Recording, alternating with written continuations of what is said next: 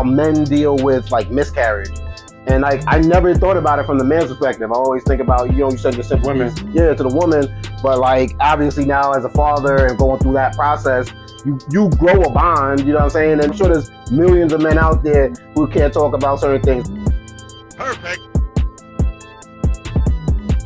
Another day above ground is always a good one, man. How's everything with you, man? How's Movember treating you, right? What they call it, no shave November. Oh. Or you could grow your mustache. I think that's what they call it, Movember. Yep. But it's all about men's health, if I'm not mistaken. Is it? I think it's about bringing awareness to men's health and something like that. And so shout out to that. And then I think a lot of things too that men's health is obviously, you could be your cardiovascular, it could be your physical, it could be, but I think the mental one is a big one for dudes because as a dude, I don't know if we always know how to express things. You know what I'm saying? Mm-hmm. I always go back to the Tyrese appearance on the Breakfast Club when he was talking about how men deal with like miscarriage.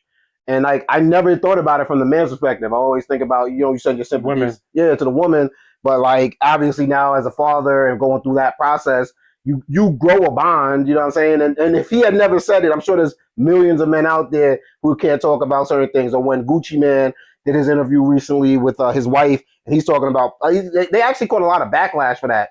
People saying she's controlling him and she had him drugged. And being someone that's been around someone with bipolar, I see it from the other side. I think they're doing a great service by even talking about it because it's something most people will be embarrassed about. You know what I'm saying? So real talk, I believe in a weird way, like men are kind of emotionally frail. Whereas we may see women as being like, oh, you're too emotional. But if you really break it down, women are probably far more emotionally stronger than men.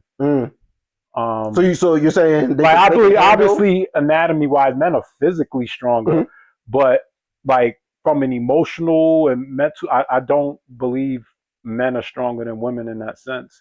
I believe men don't necessarily know how to always deal with emotions that they even feel inside. 1,000%. So I mean, it's complex. I recently, you obviously know this, but I recently lost my dad, and I was telling a friend about what happened during the situation, and while telling them that, they're telling me about a traumatic experience that they had, and I'm like, I told this person like every day. You know what I'm saying? I never knew they went through it, so I was like, I felt compelled to be like, yo. It was like the next day I thought about it. I was like, yo, if you ever go through something like that, like bring it, you know what I'm saying, to talk. Like you ain't gotta hold that in.